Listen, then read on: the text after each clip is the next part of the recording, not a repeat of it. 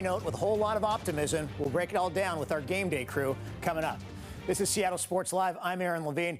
Today marks the first time in 14 years that the Seahawks season has ended, and we've had a chance to immediately pivot to evaluating a local professional winter sports team. And the question that needs to be asked of the Seattle Kraken is, when is the honeymoon over?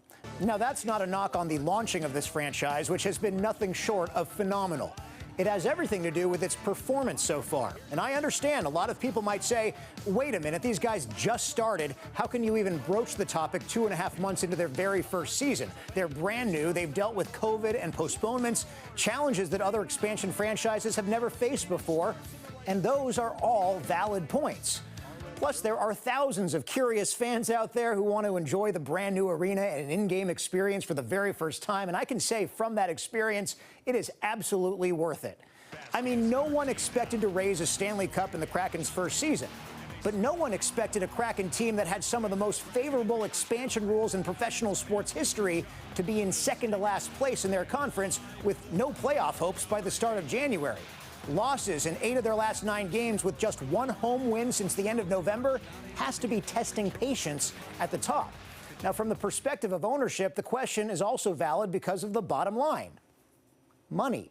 Remember, the Seattle Kraken's expansion fee was a league record $650 million. That was on top of more than $1 billion paid for a brand new arena. That combined price is about double what was paid for the Golden Knights and T-Mobile Arena in Las Vegas. The Golden Knights were also extremely competitive from the start, reaching the Stanley Cup Finals in their very first season.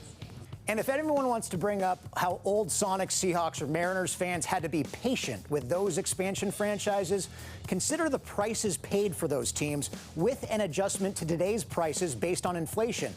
Given these adjustments, the Kraken basically cost 8.5 times what the Seahawks cost. Now, the good news is, according to Forbes just last month, the Kraken are already worth $875 million, close to a 35% increase from their original price. But it's still not an indication of when a novelty wears off and the results become most important, especially when you start approaching season ticket holders paying an arm and a leg and asking them if they want to renew for another season. Now, I can't imagine that either head coach Dave Haxtell or general manager Ron Francis are already in danger of losing their jobs. But Francis should be feeling some heat for certain decisions made during the expansion draft. And questions about Haxtell's ability to lead this group should linger until they're able to turn things around. By the way, Francis also has a point when he mentions the lack of a minor league pipeline right now, especially during COVID complications. Are we all thankful for having this team?